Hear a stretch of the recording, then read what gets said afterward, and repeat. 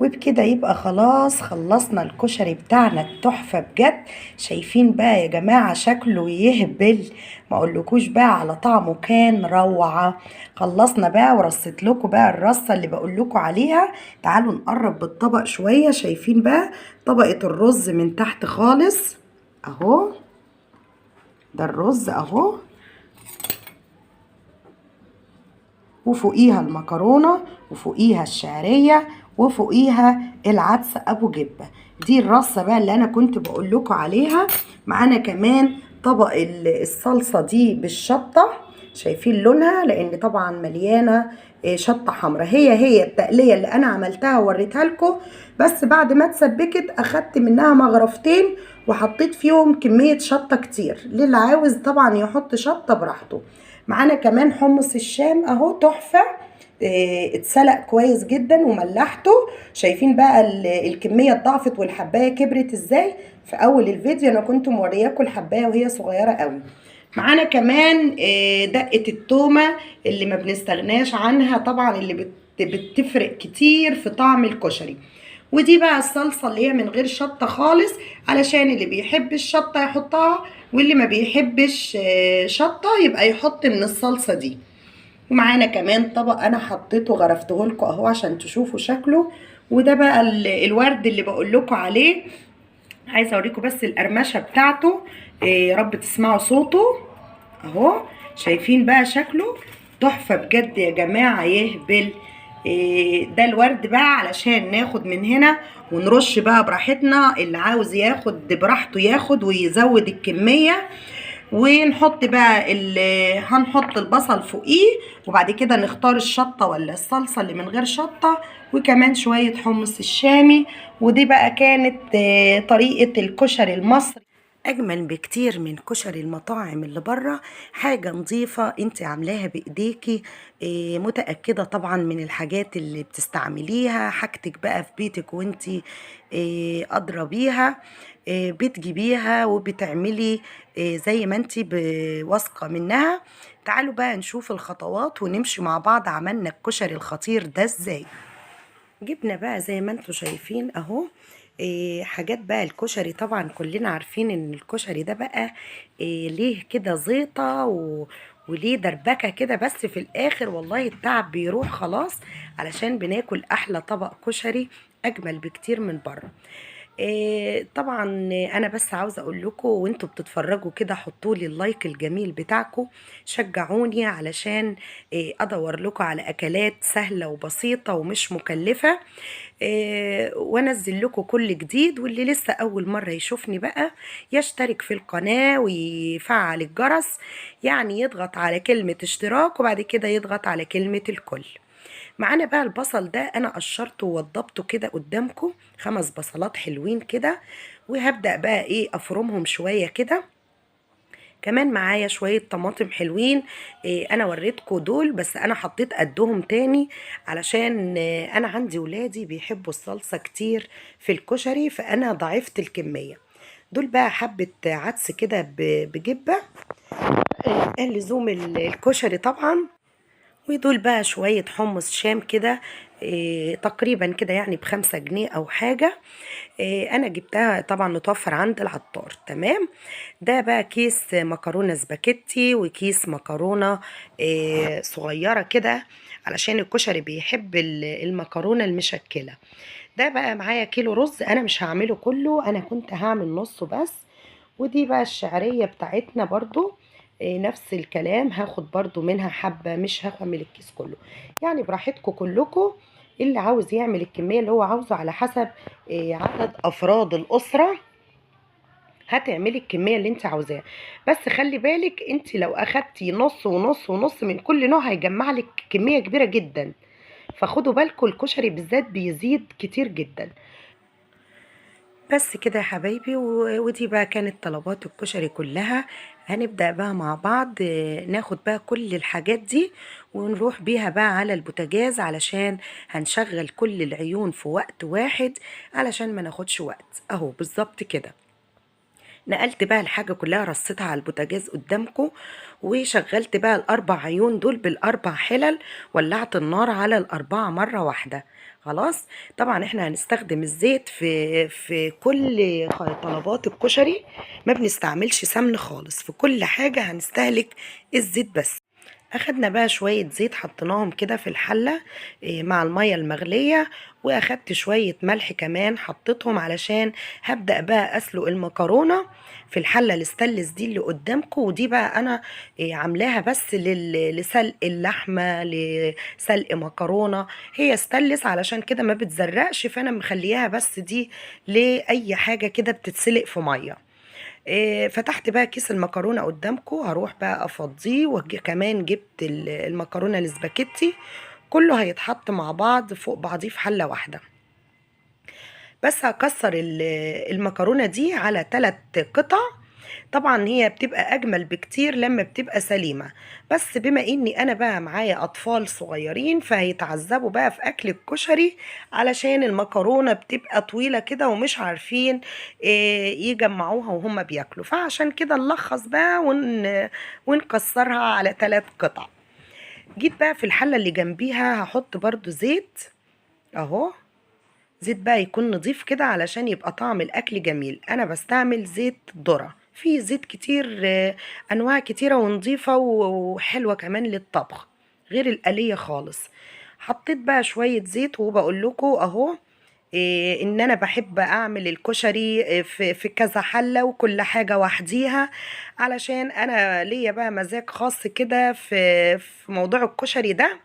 بحب ارصه بقى طبقات فوق بعضيها، فعشان كده هتلاقوني بحط كمية حلل كتيرة جدا، بس مش مشكلة، المهم تطلع الأكلة جميلة وتبقي شايفاها كده نفسك مفتوحة وانت بتاكليها. يعني عينيكي زي ما بيقولوا العين بتاكل قبل البق يعني. دي بقى الشعرية اهو، انا بدأت اقلب فيها، بقلب فيها كويس لانها ما بتاخدش سوا خالص، فانت بتخلي بالك وانت عماله ايديكي كده باستمرار عليها لانها بتحمر بسرعه. ابدا بقى اقلب فيها وفي نفس الوقت ببص على المكرونه. رجعت تاني جبت لكم الاربع حلل مع بعض، عشان الناس اللي بتستصعب تعمل الكشري وبتقول لا ده ممل وبنأخر فيه وزيطة. لا ولا زيطة ولا حاجة والله. بصي يعني خلي النية صافية كده، انك تفرحي ولادك بأكلة جميلة بيحبوها، وهتبص تلاقي طلعت الأكلة زي الفل معاكي، وتعبك والله هيروح على طول لما تلاقيهم كده فرحانين يعني. ده غير بقى جزاتك عند ربنا، يعني انك قمتي وتعبتي وعملتي أكلة تفرحي بيها ولادك وأسرتك كلها. بصوا بقى، انا حمرت التومة وطشيتها بشوية الخل علشان انا هعمل الصلصة بتاعة الكشري. ودي بقى الطريقة الجميلة جدا، انا عاوزة الناس اللي اول مرة تشوفها تجربها وتشوف نتيجتها تحفة يا جماعة بجد. انا الاول كنت باكل الكشري في المطاعم، كنت بستغرب من طعم الصلصة بتبقى ازاي حلوة كده ومحلية، لحد بقى ما فضلت بقى ادعبس كده لحد ما وصلت للنتيجة دي. نزلت عليهم بقى بشوية الطماطم اللي انا ضربتهم، وهسيبها بقى تتسبك، ورجعت تاني للشعرية. هستمر بقى في التقليب علشان اوصل للون اللي انا عاوزاه. بحاول اظبط لكم الكاميرا علشان الاكل يظهر قدامكم. خلاص كده بقول لكم المكرونه استوت اهي، وبوريكم معلقه منها علشان تعرفوا اول حاجه يعني الدرجه اللي انتوا عاوزينها يعني في سوى المكرونه ما تعجنش منكم خالص. خلاص كده هجيب بقى الحلة الرابعة دي. انا خلاص شغلت 3 حلل، دي الرابعة بقى اللي هعمل فيها الرز بتاعنا. برضو بحط الزيت، هروح بقى اغسل شوية الرز وارجع لكم تاني. شايفين بقى غسلت الرز وسبته يتصفى، ورجعت للشعرية لقيتها خلاص حمرت واللون بتاعها حلو جدا. نزلت عليها بقى بشوية المية السخنين. وفايدة المية المغلية يا جماعة انها بتخلي الحاجة مفلفلة ما بتعجنش.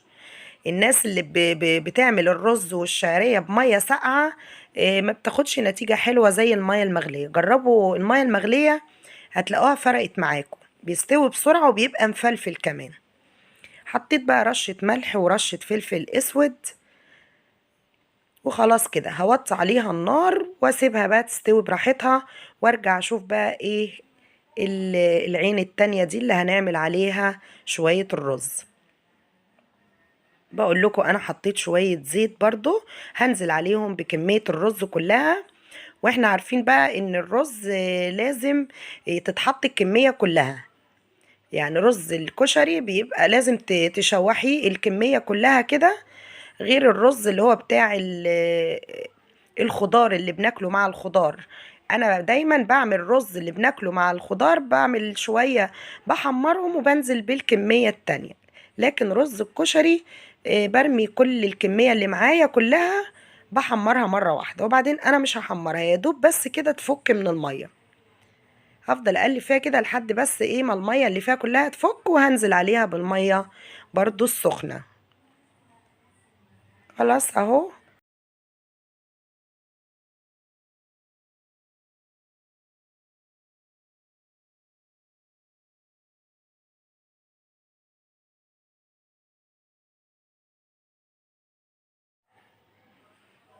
بس كده دي رشة ملح برضو ورشة فلفل اسود، وهغطي بقى عليها الغطا، وهوطي النار خالص زي الشمعة بس، واسيبها تستوي بقى ايه على راحتها. ونروح نشوف بقى الخطوة اللي بعد كده ايه. هبص بقى على الصلصة بتاعتنا بدأت تغلي اهو. هنا بقى الكبة بتاعتنا دي اللي هعمل فيها البصل، والطريقة دي اسهل بكتير يا جماعة من اننا نقطع البصل شرايح كده بالسكينة، متعبة جدا. وكمان اليومين دول البصل حراق، فمش هنستحمل نقعد نقطعه بالسكينة. فاللي عندها الكبة دي بقى هتسهل لها كتير. يعني هتقطع البصلاية على 4 قطع وهتحطيهم في الكبة، وهتضربي ضغطة واحدة بس بحيث تفكك منك بس البصلاية، وهتديكي برضو شرايح كبيرة كده حلوة. ما تضغطيش كتير، هي بس ضغطة او 2 بس مش اكتر، هتديك النتيجة اللي انا عاوزاها. بنركب اهو الكبة وهوريكم.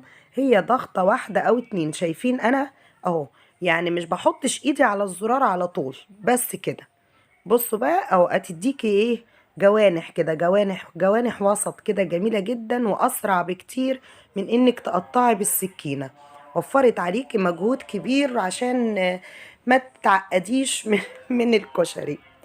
بس كده اهو زي ما بقول لكم بالظبط، انا قطعت الكميه كلها في الكبه، ما خدتش مني يعني اقل من دقيقه، كانت قطعتولي جوانح كبيره كده وجميله. حطيت بقى الصينيه على النار، وهحط فيها شويه زيت حلوين كده. بس قبل ما اعمل الخطوه دي انا جبت طبق واسع هحط فيه كميه البصل بقى، وهحط عليهم شويه دقيق علشان يديني الخربشه بتاعت البصل اللي بناكله في المطاعم. هيخلي البصل مقرمش معاكي كده وبيخشول كده. دي فكرة الدقيق، انك تبدري بيها البصل كويس جدا. تبدريه وبعد كده هتحطيه في مصفى علشان الدقيق الزيادة ده كله ينزل منه، وتحمريه. بص هيديكي نتيجة هايلة. هروح اصفيه بقى على المصفى، وهرجع علشان احمره لكم في الزيت. خلاص اهو انا وريتكم بقى ده البصل بعد ما رحت نفضته من الدقيق الزياده. هنزل عليه بقى والزيت حامي جدا كده، وتفضلي بقى تقلبي بالمعلقه او بالمصفى اللي موجود عندك. تفضلي تقلبي باستمرار لحد ما يديك اللون الذهبي الجميل. تروحي بقى ايه واخداهم كلهم